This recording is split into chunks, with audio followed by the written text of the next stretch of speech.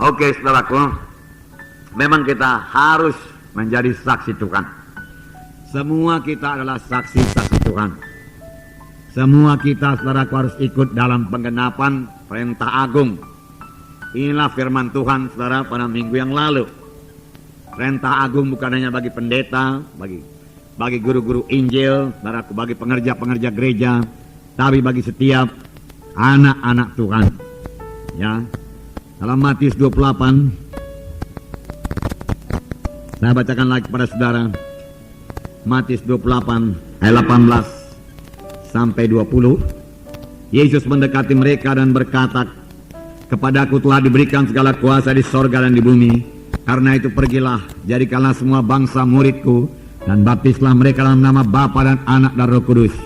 Dan ajarlah mereka melakukan segala sesuatu yang telah kuberikan." Tuhan berkata, "Dan aku hanya memakai engkau anak-anakku," Tuhan berkata, saudaraku. Nah, jadi ini bagi semua orang, saudaraku, keselamatan telah disediakan Tuhan. Yohanes 3:16 sudah genap, saudaraku. Siapa yang percaya kepada Yesus tidak binasa, tapi beroleh hidup yang kekal. Hidup yang kekal telah disediakan oleh Tuhan Yesus. Pada waktu Tuhan Yesus berkata sudah genap, dan dia mati di kayu salib, kemudian dia bangkit dari kematian, keselamatan sudah tersedia bagi seluruh umat manusia yang berdosa ini. Semua boleh selamat, saudaraku. Sayang kalau mereka kena neraka. Setan suka kalau mereka kena neraka. Setan tidak suka jiwa-jiwa itu selamat. Itu sebabnya setan tidak suka kebaktian kebangunan rohani, di mana firman Tuhan yang benar ditaburkan, di mana kuasa Tuhan dinyatakan, yang akan membawa jiwa-jiwa datang kepada Tuhan Yesus dan menerima sebagai Tuhan dan Juru Selamatnya. Itulah satu kebaktian yang paling tidak disukai oleh setan. Karena banyak jiwa-jiwa akan diselamatkan, berarti terlepas daripada cengkeraman setan, berarti terlepas daripada maut, daripada hukuman yang kekal, dan beroleh hidup yang kekal. Itu yang paling tidak disukai setan. Itu sebabnya pada kebaktian-kebaktian Natal selalu saya katakan, kita bukan hanya merayakan sebagaimana kebiasaan orang-orang Kristen, saudaraku, tetapi kita mengalami berkat Natal. Amin, saudara. Saya yakin dalam semua Natal kita, saudaraku, jiwa-jiwa pulang bersama-sama dengan Yesus. Berarti mereka selamat, saudaraku. Berarti dalam bulan Desember ini, saudaraku, saya pikir kebaktian Natal penginjilan, saudaraku, sekitar 130 lebih, saudaraku. Ditambah lagi nanti kebaktian Natal umum 130, saudaraku. Saudara, yang berarti 250 kali kebaktian lebih, di mana tetap diadakan altar call dan jiwa-jiwa selamat, saudara. Itu, saudaraku, merusakkan pekerjaan setan betul-betul. Itulah yang tidak disukai oleh setan, saudara. Tetapi disukai oleh Roh Kudus. Ya. Saya percaya Tuhan Yesus bersukacita melihat jiwa-jiwa selamat. Malaikat-malaikat pun bersukacita. Dan itu menghilangkan semua kecapean kita, kelelahan kita. Saudara, kami sampai di Pekanbaru, saudaraku, dan langsung menuju hotel saudaraku yang sudah kami lihat beberapa bulan yang lalu, sudah di hotel yang paling murah, saudara. Ya. Tetapi kemudian kamarnya sudah penuh. Dan kami berpikir bahwa pergi kemana lagi, hari sudah jam 4, jam 6 sudah kebaktian, demikian, saudaraku. Jadi cobalah cari-cari, saya katakan. Kemudian manajernya hadir di situ dan dia berkata, memang ada Pak satu kamar, tetapi kami nggak sampai hati memberikannya kepada Bapak. Kenapa? Saya katakan, ya TV-nya nggak ada, saya katakan, di kamar itu. Ya, kami nggak perlu pakai TV, kami perlu berdoa, saya katakan. Teleponnya pun tak ada, Pak, dia katakan. Oh, nggak apa-apa, saya bawa telepon dari Medan. Ya, tempat tidurnya kecil, Pak, dia katakan. Nggak apa-apa, kami sebentar aja tidur, dikatakan, kami nggak kaya. Jadi bisa itu, Pak. Bisa, saya katakan. Bisa. Ada air panas yang dingin. Satu ada, Pak, satu enggak, dia katakan. Satu lagi mesti dibetulin dari kamarnya, dia katakan. Jadi Bapak sabar dulu lah, dalam 1 jam. Kami betulkan dulu kamarnya. Karena kamar itu barusan dipakai tempat sholat, dia katakan. Oke lah, saya katakan, saya betulkan tempatnya. Saya bisa istirahat, saya katakan. Saudaraku, dan hotelnya yang paling murah, saudaraku, biayanya, saudaraku. Pujilah Tuhan, saudaraku. Dan kami menikmatinya, saudaraku. Walaupun tanpa pemandangan, nggak persoalan semua, saudaraku. Ya, kadang-kadang Tuhan berikan hotel mewah, saudaraku.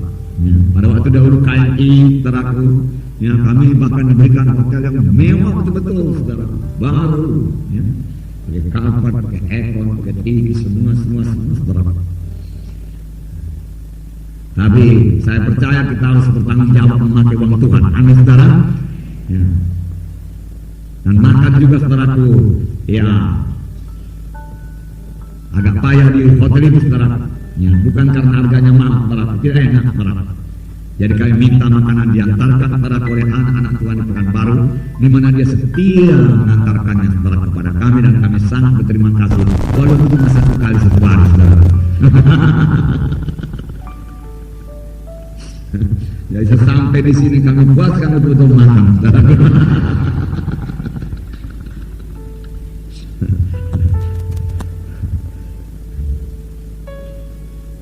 Tapi yang paling membuat kami bersukacita, tidak persoalan soal makan, tidak persoalan hotel, saudara semua. Kalau kasih Tuhan menyala-nyala dalam hati kita, amin. Saya melihat jiwa-jiwa di Pekanbaru pasti mendengarkan Injil Tuhan. Mereka pasti diselamatkan. Kuasa Tuhan pasti terjadi. Lalu mereka mengenal Yesus sebagai Tuhan dan Juru Selamatnya. Dan saya akan panggil yang masuk gereja yang hidup. Nasib mereka berubah sungguh-sungguh. Itu yang dalam hati saya, saudara. Dan tidak ada persoalan yang lain, saudara. Nah, puji Tuhan. Dan memang Tuhan menenapi janjinya, meneguhkan firman-Nya dengan kuasa dan tanda jahit, saudaraku. Saya bersuka-cita memberitakan firman Tuhan kepada mereka. Mereka sudah mendengarkan Injil yang hidup. Bahkan, saudaraku, semalam mereka telah mengadakan baptisan air pada sore hari. Jadi sebabnya saudara kita pada Tanjung belum sampai di Medan.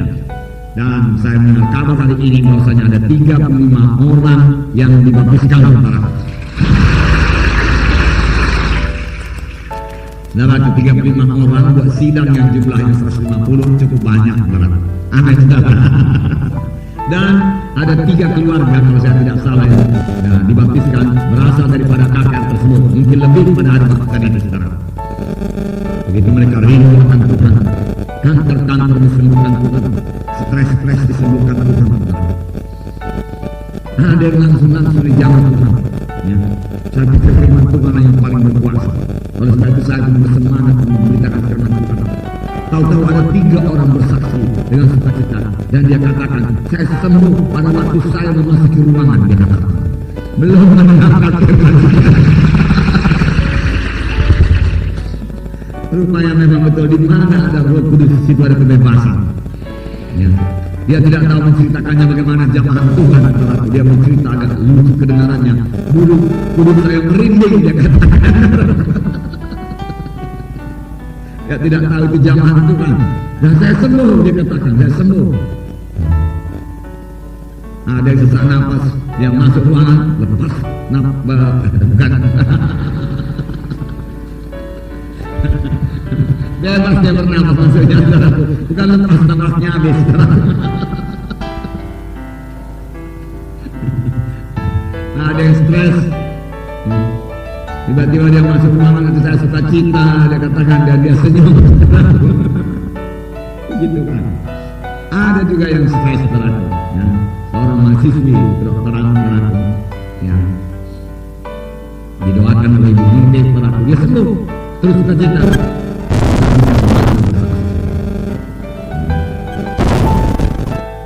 Karena ya tidak biasa barangkali di gerejanya, saudara, bersaksi demikian, dan dia malu ketika mengakui dia stres. Saya dahulu stres, padahal dia fakultas kedokteran dan lain sebagainya, saudaraku. Ya, dia malunya sekali, tapi banyak sekali yang sembuh. Lalu jam 10, saudara, kami tutup kebaktian pada malam yang kedua, kami bersukacita. Saudara, anak-anak Tuhan di sana pun bersukacita. Rombongan Medan pun bersukacita. Ada rombongan Medan, saudara, yang dari Jambi tidak pulang langsung ke Medan, tapi dia langsung ke Pekanbaru. Puji Tuhan, saudara. Nah, saudara, banyak lagi kota-kota demikian yang perlu diinjil. Rupanya banyak sekali orang-orang ke gereja, saudaraku, tidak selamat, yang belum selamat. Tidak tahu apakah dia sudah selamat atau belum. Saudara, masih kaku sekali, saudaraku, payah mengangkat tangan, payah berdiri. Saya pikir di rumah dirinya dia selamat. Tapi kalau di gereja dia berdiri, utama lagi dia. Nah, bertepuk, saudaraku, yang gampang yang bertepuk.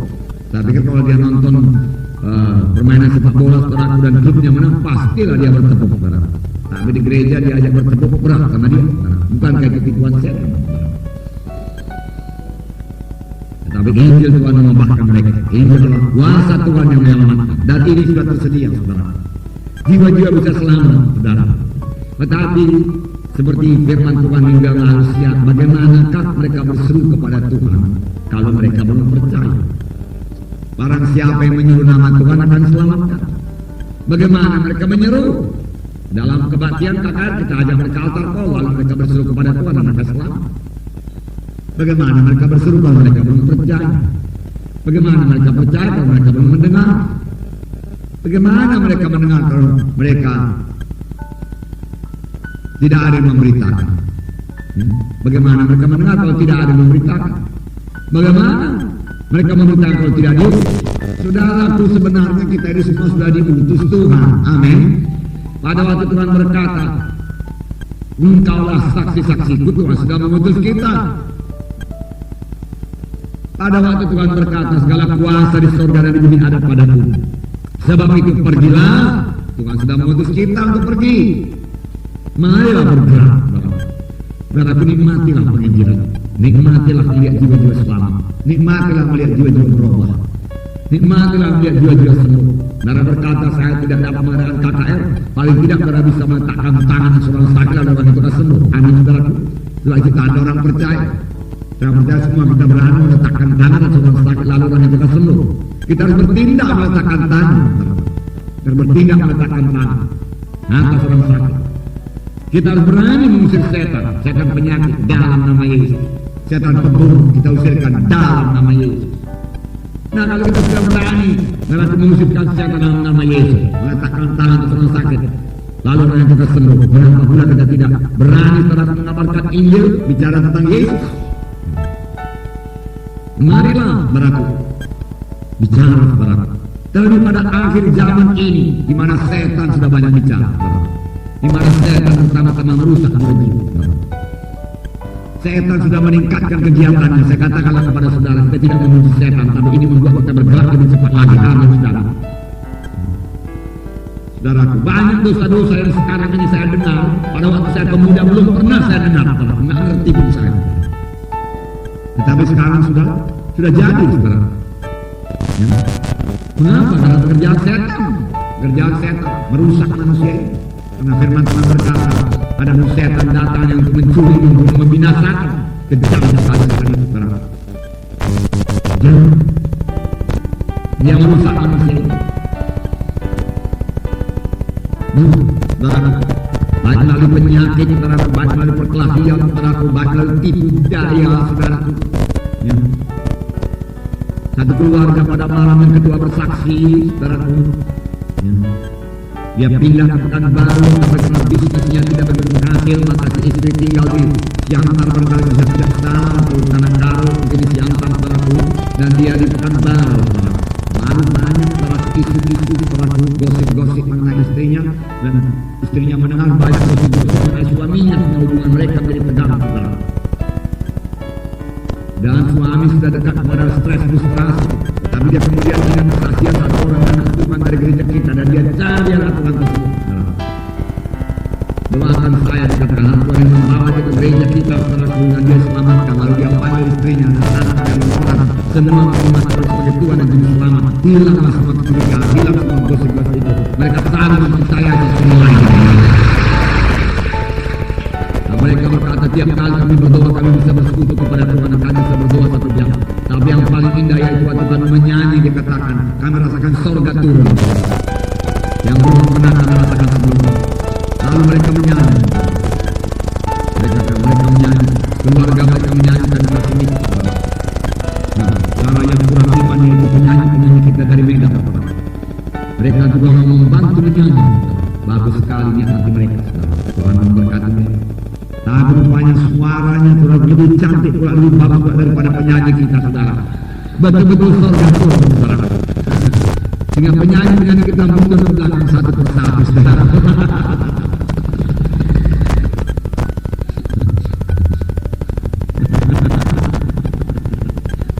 Tapi Tuhan memberkati niat hati yang baik. Amin, saudara.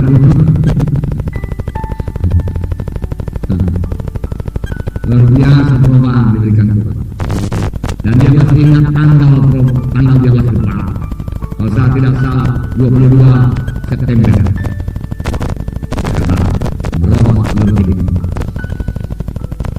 Begitulah kuasa Injil. Jiwa-jiwa jadi berubah demikian. Saudara, mari jangan tahankan Injil yang ada pada saudara. Apa yang ada pada saudara salurkan, saudara, berikan, saudara. Dan Tuhan akan menyatakan kuasanya, saudara. Jangan biarkan setan terus merajalela para berbuat suka hati kepada jiwa-jiwa yang sudah di gereja tipunya, saudara, tetap di gereja, tetap dalam kematian rohani, tanpa pernah mendengarkan Injil Tuhan karena kita kurang bersaksi. Saudara, pada akhir zaman dikatakan kejahatan bertambah-tambah. Cintakan uang. Saudara, dalam plan itu saudara, aku pulang ke Medan, saudara, barangkali cuma kami lah anak-anak Tuhan dalam plan ini.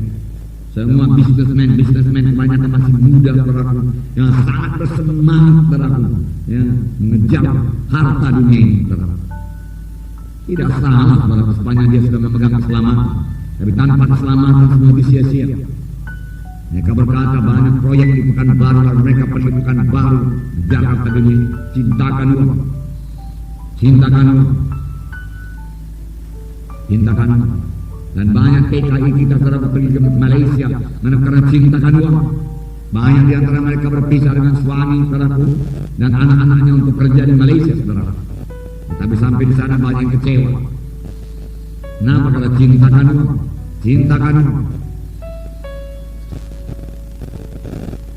Karena mereka tidak, anak tua mereka tidak tahu bagaimana mahalnya, indahnya saudara hidup saudara bersama keluarga itu. Tetapi karena cintakan uang menguasai hati mereka, maka mereka rela berpisah dengan suami rela berpisah dengan istri, berpisah dengan anak-anaknya untuk mencari uang ke Malaysia sana. Nyatanya banyak di antara mereka yang frustrasi dan tertekan. Dahulu pernah saya katakan kepada saudara, yang dalam mengikut Tuhan ini, kalau misalnya kita tawar satu pekerjaan dengan gaji yang lumayan, tetapi kita harus mengorbankan kebahagiaan kita, janganlah terima, saya katakan. Amin, saudaraku. Nomor satu itu panggilan kita untuk Tuhan, saudara. Saudara, janganlah kita simpan bagi diri kita sendiri. Ceritakan perbuatan yang besar dari dia. Apa kata Raja Daud? Dan aku akan menceritakan perbuatan yang besar daripadamu. Itu kesukaan Raja Daud. Ceritakan perbuatan itu. Jangan malu. Bangga dengan Tuhan kita, saudara. Saudara, agama lain dia bangga kepada dewa-dewa atau apa saja dia percaya. Termasuk dukun-dukun. Dia bangga kepada ilmu gelapnya itu. Sudah jelas-jelas gelap, saudara, membunuh, saudara, ya, bertani segala macam, saudara, dia katakan sembuh. Bisa saya obati, ya kan? Nggak ada itu dia itu dukun-dukun itu yang bimbang, nggak ada. Kalau dukun aja lakukan bimbang. Tuhan Yesus berkata, oleh bilur-bilurku engkau sudah sembuh, engkau telah sembuh. Bilur Yesus menyembuhkan saudara, pada tadi kematian kami. Darah Yesus menyembuh saudara. Emas dan perak tidak bisa. Kebenaran, langit bumi boleh berlalu, tapi firman Tuhan tidak berlalu. Aku menyertai kamu sampai kepada kesudahan, Tuhan berkata. Bawa jiwa-jiwa saudara jadi saksi yang setia. Saudara, Petrus berkhotbah pada hari Pentakosta. 3.000 orang bertobat. Petrus bisa diam aja, saudara. Petrus bisa pikir, orang-orang ini tegakkan untuk ini semua. Tuhan Yesus saja nggak mau dia dengar, apalagi aku. Bisa berpikir begitu, saudara. Dalam pelayanan Tuhan Yesus tak pernah orang jauh 3.000 orang bertobat. Petrus bertobat. Dalam kisah 2 ayat 36, begini banyak pembaca berlaku. Saya baca 36. Jadi seluruh kaum Israel harus tahu dengan pasti, bahwa Allah telah membuat Yesus yang kamu salibkan itu menjadi Tuhan dan Kristus. Dengan mereka mendengar hal itu, hati mereka sangat terharu. Lalu mereka bertanya kepada Petrus dan rasul-rasul yang lain, apakah harus kami berbuat, saudara-saudara? Lihat, kalau menurut pikiran manusia, nggak akan mungkin hati mereka itu terharu. Ya, nggak mungkin. Sedangkan Tuhan Yesus saja saudara nggak didengar. Bagaimana mungkin hati mereka terharu? Mereka begitu keras hati, saudara. orang-orang Farisi, orang-orang Yahudi keras hati. Tapi firman Tuhan berkata, ketika mereka mendengar hal itu, hati mereka sangat terharu. Roh Kudus sudah bekerja di luar daripada pikiran kita. Kita pikir mudah-mudahan nggak mungkin lah orang Islam kayak gini jahatnya ini. Nah, nggak mau dia dari dulu nggak mau dengarkan Injil Tuhan. Mana mau dia selamat? Saudara datang dengan kasih Tuhan berkata, firman Tuhan, hatinya terharu, tergerak, terbuka hati Injil Tuhan. Lalu mereka bertanya kepada Petrus, apa yang harus kami perbuat?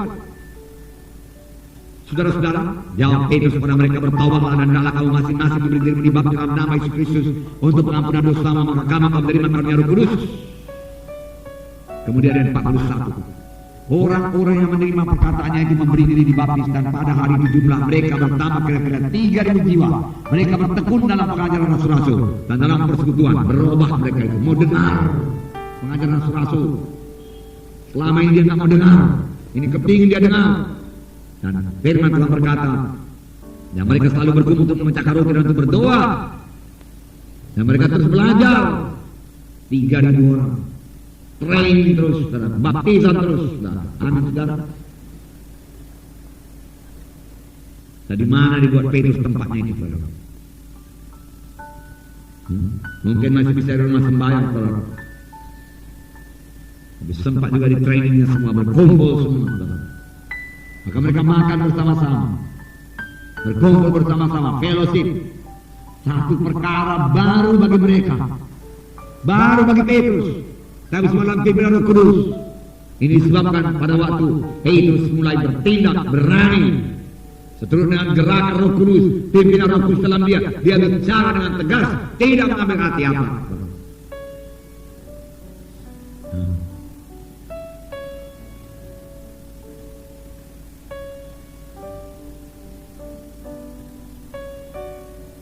Filipus bersaksi kepada sida-sida, saudara, dan sida-sida berubah, sida-sida pula dengan sukacita, dan Roh Kudus sangat bersukacita mengangkat Filipus. Mengambil pelayanan sepertinya, saudara, bisa. Tidak usah saudara diangkat dari awak-awak ini, saudara. Hati saudara boleh melayang-layang, saudara, lompat-lompat sukacita di dalam. Amin, saudara. Saudara berhasil bersaksi dan membawa jiwa-jiwa kepada keselamatan. Nikmatilah itu, saudara. Alamilah itu, saudara. Sukacita menangkan jiwa. Ayat 26, kemudian berkatalah seorang malaikat Tuhan kepada Filipus, katanya, bangunlah dan berangkatlah ke sebelah selatan menurut jalan yang turun dari Yerusalem ke Gaza. Jalan itu jalan yang sunyi. Lalu berangkatlah Filipus, berangkat pergi. Tidak banyak cerita. Filipus lagi melayani Samaria di sana. Banyak jiwa-jiwa selamat. Dan malaikat Tuhan berkata, pergilah ke jalan lurus, jalan sunyi. Tuhan, apa pula jalan sunyi, Tuhan? Sini banyak juga jiwa sudah ke jalan sunyi, Tuhan. Ini anak kalau akal ini mulai bicara. Filipus sudah belajar patuh. Amin, saudara. Tuhan berkata, pergi, lalu berangkatlah dia buang-buang waktu. Kemudian seorang, lalu kata Roh kepada Filipus, pergilah ke situ dan dekatilah kereta itu. Filipus segera sudah mendengar, saya sudah membaca kitab Nabi Yesaya. Maka kata Filipus, mengertikah Tuhan apa yang Tuhan baca itu? Jawabnya, bagaimana aku dapat mengerti kalau tidak ada yang membimbing aku? Bagaimana aku dapat mengerti kalau tidak ada yang membimbing aku? Bagaimana aku percaya kalau tidak ada yang memberitakan kepadaku? Bagaimana aku berseru kepada Tuhan kalau aku tidak percaya? Setelah Filipus berangkat, ini tertulis dalam Alkitab. Amin, saudara. Tentu saudara juga tahu ini tertulis, saudara.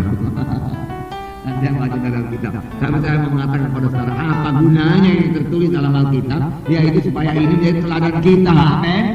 Supaya kita teladani dan ini bisa terjadi. Amin. Ini bukan cerita saja dalam kita baca, oh begitu rupanya. Orang beriman bisa jadi begitu, Tuhan.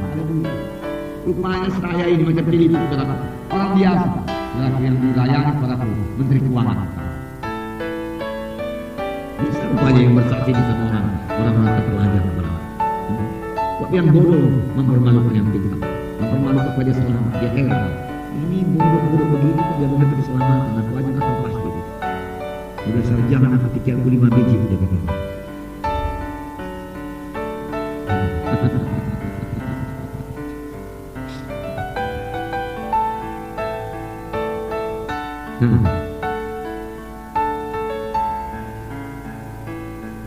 Ayat 35, maka mulailah Filipus berbicara dan bertolak dari nas itu, ia memberitakan Injil Yesus kepadanya. Injil itu berkuasa. Lalu tiba-tiba dia berkata, mereka melanjutkan perjalanan mereka, dan tiba-tiba di suatu tempat yang ada air. Lalu kata sida-sida itu, lihat di situ ada air. Apakah lahan yang jika kau dibaptis? Boleh kalau kau percaya. Yesus berkata. Kedua, yang turun dalam air, betapa berhasil pelayanannya. Bisakah itu terjadi? Bisa. Amin, saudaraku. Lalu saudaraku, dan setelah mereka keluar dari ayat 39, roh Tuhan tiba-tiba melarikan Filipus, dan sida-sida itu tidak melihatnya lagi. Ia meneruskan perjalanan dengan sukacita. Ayat 40, tetapi ternyata Filipus ada di Asdod. Ia berjalan melalui daerah itu dan memberitakan Injil di semua kota sampai ia tiba di Kaisarea. Terus juga bicara, terus juga menginjil orang. Dan sida-sida itu tidak melihatnya lagi. Ia meneruskan perjalanannya dengan sukacita. Sudah berubah hidup, sudah selamat aku. Ini yang bicara selama ini. Aku pasti sudah selamat. Inilah dia jalan Tuhan. Aku sudah bertemu dengan Tuhan Yesus. Haleluya Tuhan. Dosa aku sudah diampuni. Betapa dia bersukacita. Tentunya saudara sida-sida juga bersaksi sama semua anak buahnya. Jadi dia undang mereka makan, mereka buat kebaktian, semua menerima sebagai Tuhan dan Juru Selamat. Dan kemudian anak buahnya itu bersaksi lagi, bersaksi bahwa Injil ke Ethiopia. Sehingga pernah Ethiopia mencapai 51% Kristen. Ini pada zaman saya dahulu saudaraku, yang berumur saudaraku, mula-mula saya selamat. Saya dengar itu Ethiopia 51% Kristen, saudara, yaitu pada tahun kira-kira 67 begitu saudara, tahun 70. Tetapi sekarang saudaraku paling tinggal 5% lagi. Betapa kita harus bergerak. Amin saudara. Kuasa ada pada kita. Mari bergerak. Mari bergerak. Tuhan mau memberkati Indonesia ini. Saya katakan demikian kepada saudara. Tuhan cinta kepada Indonesia ini. Jangan terlambat. Jangan terlambat. Sekarang waktunya. Bergeraklah. Kabarkan Injil Tuhan. Bawa mereka kepada keselamatan. Bawa mereka kepada masuk sekolah. Ini sudah kita beri. Jadi alat Tuhan. Kelak hari malam, seorang pun tidak bisa bekerja lagi. Sangat terbuka. Jambi saudara terbuka saudara. Bengkulu saudara mendengarkan Injil Tuhan. Bahkan baru saudara mendengarkan Injil Tuhan. Maka di Malaysia sana saudaraku, banyak orang Indonesia mau mendengarkan Injil Tuhan. Dan sekarang ini saudaraku, anak-anak Tuhan liburan saudaraku ke Pineng saudaraku, dan saudara mereka ikut melayani PKI di sana. Dan mereka sangat bersuka cita melayani saudaraku orang-orang Indonesia di sana. Sudah lama mereka tidak melayani, dan tidak ada jiwa yang selamat di Pelem. Dan mereka sangat bersuka cita saudaraku. Mereka bisa sampai ke Pineng dan melayani saudaraku orang-orang Indonesia sendiri. Dan mereka meneruskan pelayanannya ke Kuala Lumpur saudara. Tuhan buka jalan.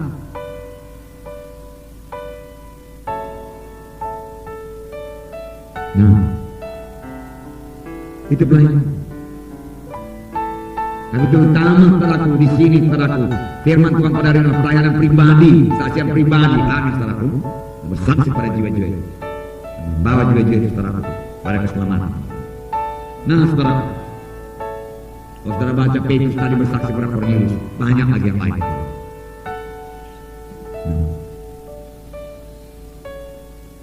Jangan biarkan apapun menghalangi saudara menjadi saksi yang setia. Boleh jadi itu bodohan akan perintah agung. Banyak gereja tidak mengerti perintah agung. Banyak anak Tuhan tidak mengerti perintah agung itu adalah untuk dia. Dia yang diutus Tuhan. Dia nggak tahu. Dia pikir aku udah selamat, aku udah sembuh, aku udah diberkati Tuhan.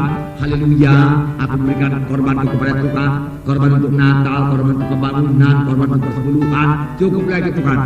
Tidak cukup saudara. Kalau persepuluhan memang harus diberikan kepada Tuhan. Amin saudara. Karena kalau tidak berikan persepuluhan, kita mencuri uang Tuhan. Berikan persepuluhan. Tuhan bilang kamu harus berbuah lebat. Kamu harus memberi buah. Bahkan kalau Yohanes Pembaptis kapak sudah sedia, dia akan pohon kayu, pohon yang tidak berbuah ditebang dan dibuang ke dalam api.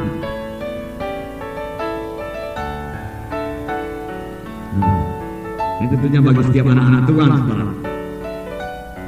Ada yang nggak bersaksi karena takut akan aniaya, takut diejek, takut diusir. Yesus sudah berapa kali diusir, saudara? Nggak pantas juga kalau kita tidak pernah diusir. Amin, saudara. Kristen harus punya salib. Angkat salib, Tuhan berkata. Betul, saudara? Nggak ada ceritanya melenggang kantong, saudara. Tanpa salib. Kapan saudara diusir yang terakhir? Dan saudara tidak mau. Banyak marah.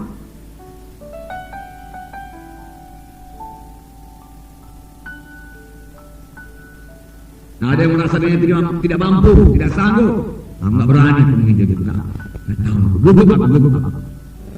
Lalu tidak bersaksi. Ada yang malas. Lebih enak di rumah, udah selamat, apalagi enak di rumah, berdoa, segar. Saya katakan kepada saudara, tidak lama bertahan, pada jadi setahun 2 tahun. Tiap hari tanpa melayani juga bosan. Amin, saudara. Melayani itu menyegarkan. Ada mementingkan diri sendiri, tidak peduli orang lain, untuk kehendak daging.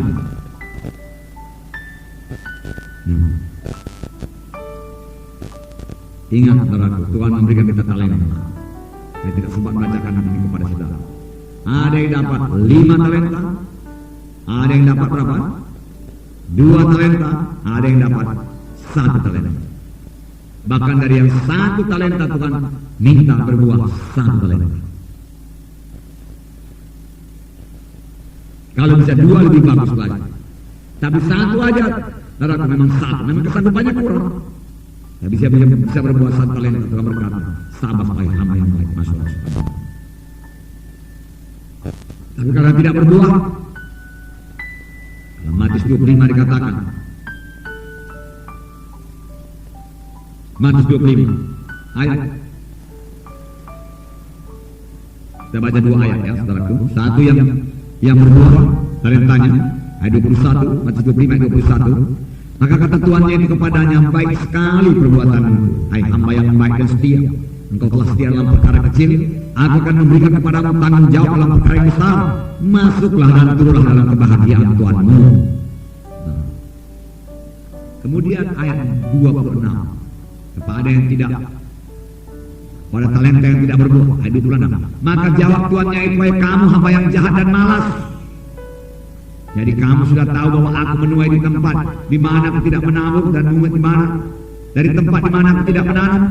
Karena itu sudahlah seharusnya uangku itu kau berikan kepada orang yang menjalankan uang supaya sekembaliku aku menerimanya serta dengan bunganya. Sebab itu ambillah talenta itu daripadanya dan berikanlah kepada orang yang mempunyai 10 talenta itu. Ayat 30. Dan campakkanlah hamba yang tidak berguna itu dalam kegelapan yang paling gelap, disanalah akan terdapat ratapan kertas ini. Tidak berguna dalam berkata.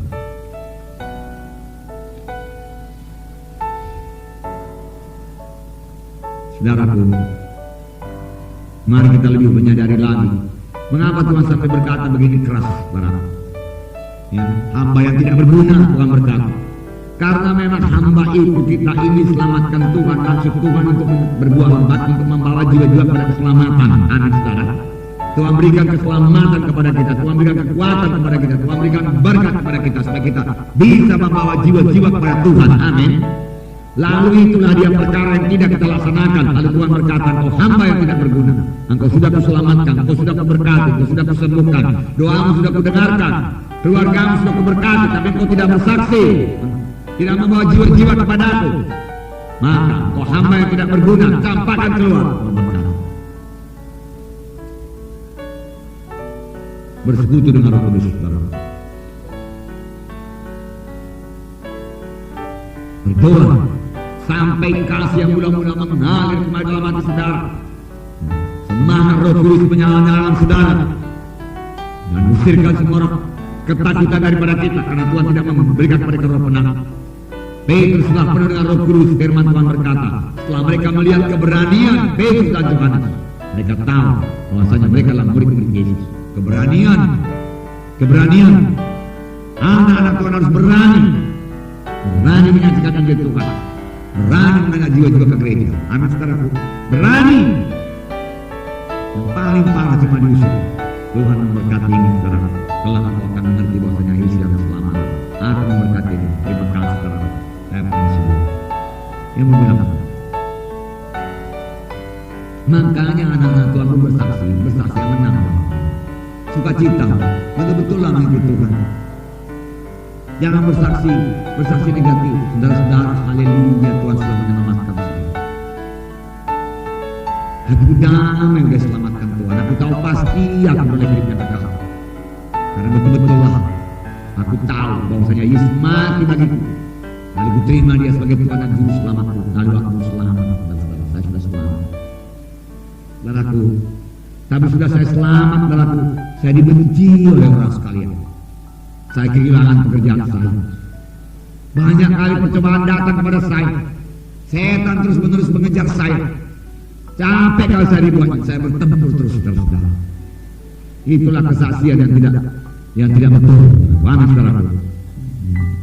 Ada yang salah dengan orang bersaksi demikian. Siapa yang mau selamat kalau begitu, saudara? Semua teman saya nggak mau lagi berteman sama saya, dia kata. Padahal firman Tuhan berkata, sidang pertama disukai oleh semua orang. Disukai oleh semua.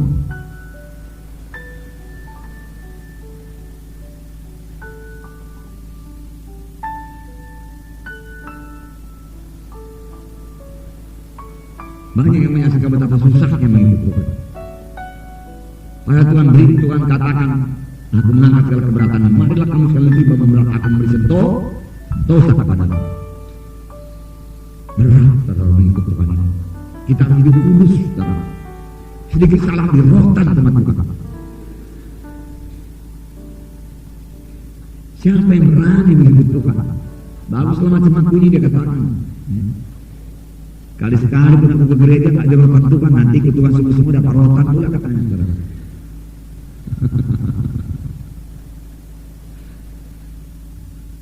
Padahal orang Kristen yang bersaksi itu menunjukkan bagaimana sucinya dia, saudara. Bagaimana seringnya dia dirotan oleh Tuhan.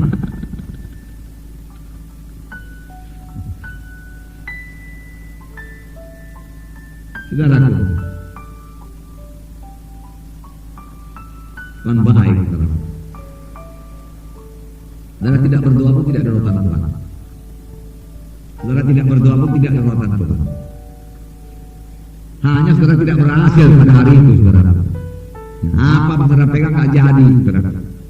Saudara menanyaan gak jadi, maka saudara berat sendiri, saudara. Tuhan tidak akan merotan, saudara.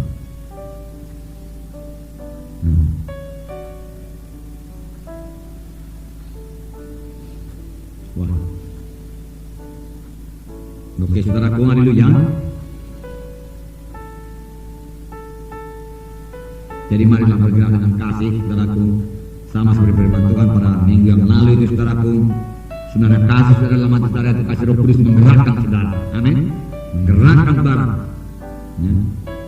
Jadilah seperti seorang Samaria yang baik hati. Amin. Janganlah lalui orang berdosa ini. Lihat dia orang berdosa, lihat dia keberatan. Perlu ditolong, tolonglah. Bahkan kalau saudara rasanya nggak sanggup menolong, kasih tahu sama Tuhan yang lain. Kalau saudara nggak sanggup juga menolong, karena Tuhan itu karena keadaannya begitu parah, datanglah jalan rumah kenal. Akan kita usahakan bagaimana menolong jiwa-jiwa itu, saudara. Karena ada firman Tuhan berkata, pada waktu aku lapar, engkau tidak memberi aku makan. Jadi orang lapar pun boleh ditolong. Amin, saudara.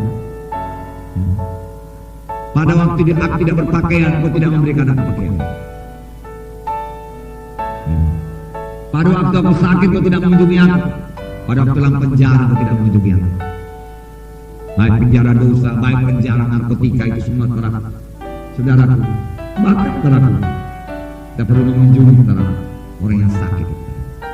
Ada pelayanan nama Tuhan rumah sakit. Mereka butuh doa. Ada digerakkan Tuhan ke rumah sakit, kunjungi. Famili saudara sakit, kunjungi. Bawa yang diutuhkan, berikan iman kepadanya, doakan, letakkan tangan. Masuklah dalam kesukaan Tuhan, karena pada waktu aku sakit, Engkau mengunjungi aku. Pada waktu aku lapar, Engkau memberikan aku makan. Apa diberi oleh orang Samaria itu? Dikasihnya 2 dinar. Bukan 20 dinar. 2 dinar cukup untuk 2 hari makan. Karena dalam 2 hari dia pikir-pikir orang itu sembuh, bisa kerja lagi. Jangan malas-malas. Kapan Tuhan kau lapar dan kau beri kau makan? Kapan kau tidak berpakaian dan kau beri pakaian padamu? Kapan kau sakit dan kau mengunjungi engkau? Gak pernah Tuhan kau biar kau sakit. Apa perbuatan bagi yang kecil ini dalam dunia ini? Itulah perbuatan kepada kita. Adakah perbuatan kita pada Yesus? Adakah pelayanan kita pada Yesus? Adakah kita menolong mereka itu? Memang Injil nomor 1 belum diberitakan. Tapi kalau mereka sudah tidak makan, berilah mereka makan. Kalau saudara masih makan. Amin. Maka Tuhan berkata, siapa yang punya 2 baju, bagilah baju. Pada yang mana? Ini dia saudara kasih. Tidak enak pada daging ya. Ya, kita mau mementingkan diri sendiri. Belajarlah memberi, belajarlah melayani. Mengapa Tuhan berikan perumpamaan orang Samaria yang baik hati? Diceritakan pula Tuhan pulang dulu. Imam-imam lewat, dia lihat tapi melewatinya saja. Lalu seorang Lewi lewat, dia lihat, dia lewat. Lalu seorang Samaria lewat, dia turun dari keledai, dia bersihkan luka-lukanya, dia paham, dia naikkan ke atas keledai, dia bawa ke rumah tumpangan, dia berikan 2 dinar, urus baik-baik, nanti kalau kurang aku tambahin. Dan ayat yang terakhir saudaraku, saya tidak salah membacanya, isinya begini, kira-kira begini, pergilah dan perbuatlah demikian juga. Maka engkau akan hidup. Pergilah dan perbuatlah demikian juga. Tuhan berkata, itulah saudaraku yang mau diterangkan Tuhan dalam perumpamaannya itu, supaya kita berbuat juga seperti itu. Yang disambung setan, yang disambung dosa, yang disambung frustrasi, stres, jangan lewati, jatuhlah kasihan saudara. Amin saudara. Beri pertolongan, bicara kepadanya, bicara dengan hati yang mengasihi, dengan iman bahwasanya dia bisa tolong Tuhan. Pada waktu aku lapar, kau memberi aku makan.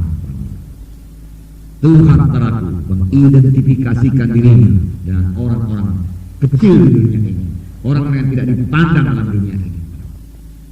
Walaupun Tuhan masih seperti Kornelius, Nikodemus, orang-orang kaya, orang terkemuka juga. Yang mana di sini Tuhan kita layani dengan berdiri sebagai anak Tuhan. Jangan pula anak orang kaya, ciut pula kita nggak berani bicara. Kita anak-anak Tuhan, anak saudara. Kita anak-anak Tuhan. Kita punya harta di surga.